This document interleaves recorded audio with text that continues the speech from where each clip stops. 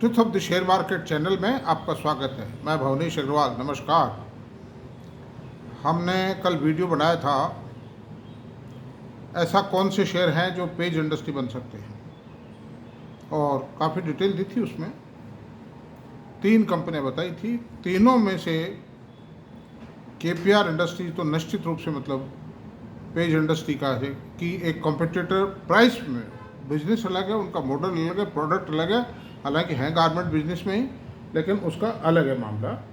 तो अगर ये कोरोना काल नहीं आता और अमेरिका के अंदर ब्याज की रेट नहीं बढ़ती, तब तक पेज इंडस्ट्री हो चुकी होती। मैं कोई रिकमेंडेशन नहीं है मेरा खाली एक एनालिसिस है ये। तो अब आज चलते हैं संडे टॉक। संडे टॉक में हमारी चर्चा का मुख्य विषय ये रहेगा कि किसी शेयर को कैसे पहचानें कि वो इन्वेस्टमेंट के लायक है और इसमें ग्रोथ आना प्रारंभ हो जाएगी, कब हो जाएगी, ये कैसे पहचानें, क्या सिम्टम्स हों उसके। सबसे बड़ी बात ये है कि ठीक है, आपको ईपीएस कैलकुलेट करना आ गया, आपको बुक वैल्यू देखना आ गया, आपको उसका ग्राफिकल आ गया, टेक्नो फंडा एनालिसिस भी आ गया, लेकिन आपको ये कैसे पता पड़ेगा कि जो नब्ज, पल्स को चेक करने वाली बात है, वो सबसे बड़ी बात है। सेल का, प्रोडक्ट का सब कुछ पता है आप, बट हाउ विल यू। मेरे पास कई ऐसे लोग आते हैं जिनको मुझसे भी ज़्यादा नॉलेज है, लेकिन वो ये पकड़ नहीं कर पाते हैं कि इस शेयर में बढ़त आनी है या नहीं आनी।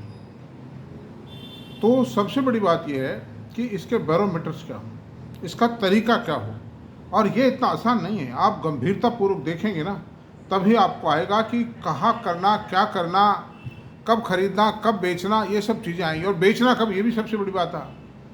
किसी शेयर को कब बेचना, ये सबसे महत्वपूर्ण है। तो मैं आपसे बताता हूँ कि आप 10, 20, 50 शेयरों की, 100, 200 शेयरों को अपनी वॉच लिस्ट में डाल लीजिए, ठीक ठाक लगते हैं, डालते चले जाइए, और उनके क्वार्टरली रिजल्ट्स पे वॉच कीजिए उनको। और क्वार्टरली रिजल्ट्स को, और ऐसे शेयर हों, मतलब प्राइमा फेसी ऐसे शेयर हों जो वॉच लिस्ट में डालने के, जिनका प्रोडक्ट अच्छा हो, जिनका मैनेजमेंट अच्छा हो, रेप्यूटेड मैनेजमेंट हो, कम से कम मीडियम लेवल मैनेजमेंट तो हो ही। मतलब जो 150, 200, 100, 150 जो भी एंटरप्रेन्योर हैं देश के, उनमें से कुछ होना चाहिए, और वो उनको वॉच लिस्ट में डाल लीजिए, उनके क्वार्टरली रिजल्ट्स।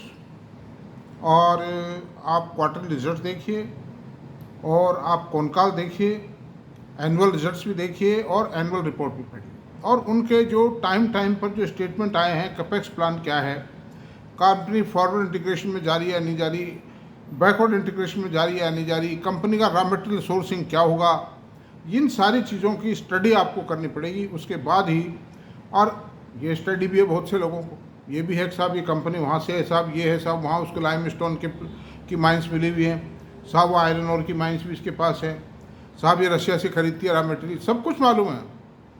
लेकिन ये कैसे, ये उनको पता नहीं पड़ पाता बेचारों को कि साहब वो ये हो जाएगा, मतलब ये इसमें ग्रोथ शुरू होने वाली, इस कंपनी की प्राइसेस बढ़ने वाली। इसका सबसे बड़ा तरीका ये है कि ये ग्राफिकल जांच होगी। एक तो आपको कॉनकॉल में और रिजल्ट में कुछ हिंट लगेंगे, एनुअल रिपोर्ट में हिंट लगेंगे कि कंपनी के मैनेजमेंट में कुछ जो बॉडी लैंग्वेज है ना, उनके बोलने का जो तरीका है, जो डिटेल्स प्रोवाइड करते हैं। रिजल्ट में भी कई मैनेजमेंट ऐसे थे डिटेल भाग जाते हैं, इसका मतलब ठंडा है मामला।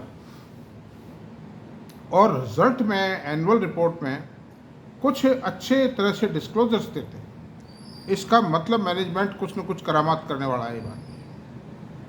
तो ऐसी सूरत में उनको पढ़िए, देखिए, समझिए, और फंडो एनालिसिस भी कीजिए। उसका आरएसआई को देखिए, मूविंग एवरेजेस को चेक कीजिए, उसके बाद ये निर्णय लीजिए। और ये देखिए कि पिछले 2-4 महीने में, यानी 100 डेज मूविंग एवरेज को चेक कर लीजिए आप। 100 डेज मूविंग एवरेज में क्या ये शेयर हिला डुला है क्या, मतलब ऊपर गया है फिर नीचे आया है क्या, और इसका लोअर टॉप लोअर बॉटम बना रहा है, हायर टॉप हायर बॉटम बना रहा है, इस बात को चेक कर लीजिए आप। ग्राफ से क्लियर कट मालूम पड़ जाएगा। किसी भी साइट पर चले जाइए, ग्राफ देख लीजिए शेयर का, दिट विल क्लियरली इंडिकेट मतलब है या नहीं। और पिछले 1 साल का, 1.5, 2-3 साल का ही देख लीजिए, और इन सब चीज़ों को कंबाइन करके अगर आप देखेंगे तो आप निश्चित मानिए आप किसी ना किसी निष्कर्ष पर पहुंच ही जाएंगे। वॉल्यूम देखिए, डिलीवरी कितनी उठती है ये देखिए आप उसको। भाई हमेशा तो आपके पास पोर्टफोलियो मैनेजमेंट सर्विसेज का आदमी रहेगा नहीं। वो पोर्टफोलियो मैनेजमेंट सर्विसेज के लोगों ने तो क्या कर रखा है कि पैसे लेते हैं, जेब में रखते हैं, वो शर्तें लगा देते हैं, साहब हम हफ्ते में 2 देंगे आपको, F&O की फ्यूचर ऑप्शन की 2 टिप देंगे हम आपको, साहब महीने में हम आपको 2 देंगे, मतलब स्मॉल कैप से और ये मिड कैप के दो टिप देंगे हम आपको, और 2 टिप देके अलग हो जाते हैं, वो तो ख़त्म किस्सा। और ख़रीद फिर आप टेलीफोन से बात नहीं कर सकते, उनसे कोई एक्स्ट्रा राय नहीं ले सकते, वो तो पैसे लेके जेब में रखे, किस्सा ख़त्म हो। आपको फिर बात ही करने को तैयार नहीं है, बहुत लोग पीड़ित हैं। तो ये सबसे बड़ी दुविधा है कि उनको कोई बताने वाला नहीं। अच्छा, बहुत से लोग हैं बड़ी अच्छी गवर्नमेंट सर्विस में हैं, कॉर्पोरेट सर्विसेज में भी, वो कहते हैं साहब हमारा कॉमर्स का बैकग्राउंड नहीं रहा। अरे भाई, कॉमर्स के बैकग्राउंड से कोई संबंध ही नहीं है इसका। आप moneycontrol.com उठाए को खोलिए, स्क्रीनर को खोलिए, 2 साइट बता रहा हूँ, उसमें सेल, परचेज, एक्सपेंडिचर, सेल आपका सेल अमाउंट, अदर इनकम, जो एक्सपेंडिचर है, लेबर पे कितना खर्चा हुआ, रॉ मटेरियल पे कितना खर्चा हुआ, इन्वेंट्री में कितना कम बत्ती हुआ, इन सब चीज़ों को देख लीजिए। एक्सपेंडिचर का टोटल देख लीजिए, डेप्रिसिएशन कितना आया, ब्याज कितना आया, टैक्स कितना चुका रहा है, सब लिखा रहता है। ये चीज़ें और है क्या, उनको देख लीजिए पिछले क्वार्टर से, और ईयर ऑन ईयर जो कॉरस्पॉन्डिंग क्वार्टर है, मतलब उसको आप चेक कर लीजिए, कंपेयर कर लीजिए उसमें कहाँ। और आप प्रॉफिट को चेक कर लीजिए, EPS भी वो खुद बना के देते हैं, शेयर का फेस वैल्यू भी बताते हैं उस रिजल्ट में। वो नीचे जो नोट्स लगे हुए हैं वो नोट्स को पढ़ लीजिए, और उसके बाद वो कौन कॉल होती है, 1-2 रोज़ बाद होती है, कई बार सेम डे भी हो जाती है, टाइम देता है, नोटिस आता है बाकायदा, उसको आप बाद में सुन लीजिए, समय नहीं तो जब भी आपको समय मिले उसको सुन लीजिए, आप क्या दिक्कत है। और रिजल्ट में सबसे खास बात ये देखने की है कि मैनेजमेंट गफलत कहाँ करता है। मैन्युफैक्चरिंग सेक्टर की गफलत बता रहा हूँ, मैन्युफैक्चरिंग सेक्टर में गफलत कहाँ करेगा, इन्वेंट्री में करेगा। अगर इन्वेंट्री बढ़ गई है पिछले टाइम के मुकाबले, यानी कि रॉ मटेरियल की इनकी कॉस्ट ज़्यादा आई, रॉ मटेरियल इन्वेंट्री बढ़ गई है, इसका मतलब स्टॉक्स पाइलअप हो रहे हैं, सेल डिक्लाइन हो रही है।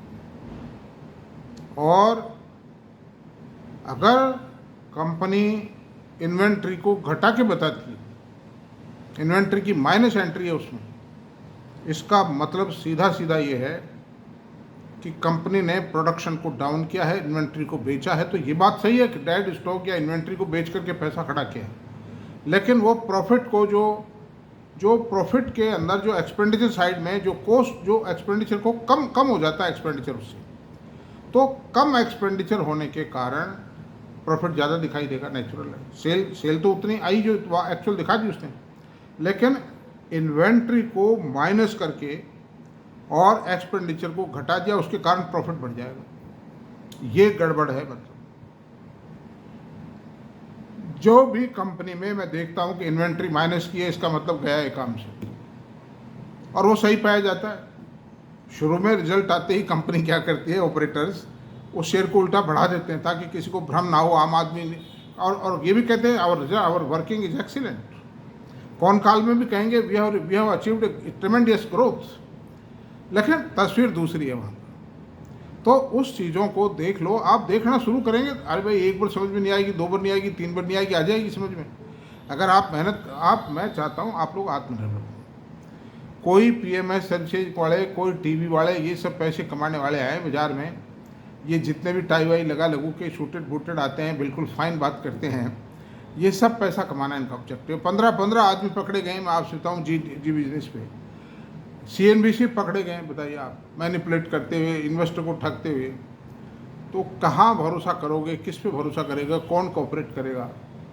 सीखो मैं जो बता रहा हूँ तरीका। आप गूगल पे डालिए कंपनी का प्रोडक्ट क्या है, सब कुछ आ जाएगा। कंपनी का मैनेजमेंट कौन है, सब कुछ आ जाएगा। बैलेंस शीट में भी लिखा रहता है moneycontrol.com पे लिखा हुआ है। स्क्रीनर पे आप हर कंपनी की बैलेंस शीट खोल के देख सकते हो। लास्ट के अंदर जो अंतिम जो पार्ट है ना, उस पर बैलेंस शीट आपको मिल जाएगी। आपको कॉन कॉल भी मिल जाएगी, उस पर स्क्रिप्ट मिल जाएगी। मतलब यूट्यूब में तो क्या होता है कि वो आवाज़ कई बार गड़बड़ा जाती है, लेकिन वहाँ रिटन स्क्रिप्ट मिल जाएगी, उसमें भी आप उसको पूरी को सुननी पड़ेगी यूट्यूब को। लेकिन जो रिटन स्क्रिप्ट है ना, उसमें आप मतलब जितना पार्ट, जो इरेलीवेंट पार्ट को देखते हो, रिपीटेशन को देखते हो, आप हटा दीजिए, उसको इग्नोर कर दीजिए, आगे बढ़ जाइए। तो जो आधी घंटा पौन घंटे का काम है वो 12-13 मिनट में, 15 मिनट में भी आप कर सकते हो। कोई चीज़ समझ में नहीं आती उसको दोबारा भी देख लो, मतलब उस किसी सेंटेंस को 2 बार 3 बार भी पढ़ सकते हो आप उसमें। तो ये सब सीखिए। आप घंटा 1.5 घंटा रोज़ाना शेयर बाज़ार को दीजिए अगर आप इसमें पैसे कमाना चाहते हो। दोस्तों, मैं आपसे, मेरी बार बार अनुनय विनय यही है कि अगर आप इस शेयर बाज़ार में काबिल बनना चाहते हैं, आत्मनिर्भर बनना चाहते हैं, धोखाधड़ी से बचना चाहते हैं, और ये जो माइक्रो शेयर और एसएमई शेयर और ये, इनसे दूर रहिए, बच के रहिए आप। मतलब ये धोखाधड़ी है सब। मैं पहले भी एक आध एग्जैक्ट एग्जाम्पल दे चुका हूँ। मतलब इनमें कुछ नहीं मिलेगा आपको। आपको ये जो सुहाने दिख रहे हैं ना, सब बात दिखा करके, और ये सब हजामत कर करा कि भाग भूग जाएंगे और कुछ नहीं। मतलब ऐसी चमक दिखाते हैं कि क्या पूछो यार।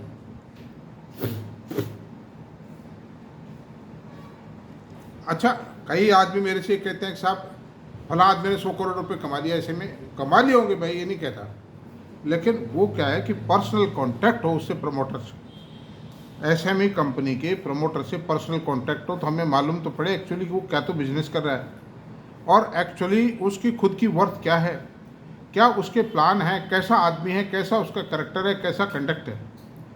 एसएमई बैंक से लोन लेते हैं, शेयर होल्डर से शेयर उगा लेते हैं, और ये जो फंड होते हैं कई, जो इक्विटी प्रोवाइड करते हैं, उस पर ले जाते हैं पैसे, थोड़े प्राइस पे ठंडा कर करा के भाग रवाना हो जाते हैं किस्ता खत्म। तो इन चीज़ों से सावधान रहने की आवश्यकता है। और अब मेरा आपसे निवेदन है कि अगर आपको मेरा वीडियो पसंद आया हो, आज संडे का दिन है, ये संडे टॉक का वीडियो था, और मैं हर संडे को इस तरह का एक वीडियो ज़रूर डालूँगा। अगर आपको मेरा वीडियो पसंद आया हो तो प्लीज़ इसको सब्सक्राइब करें, लाइक करें, शेयर करें, कमेंट करें, मैसेज करें, मैं और जोड़ता हूँ, मैसेज करें। Thank you very much. बाद में मिलते हैं, कल मिलते हैं।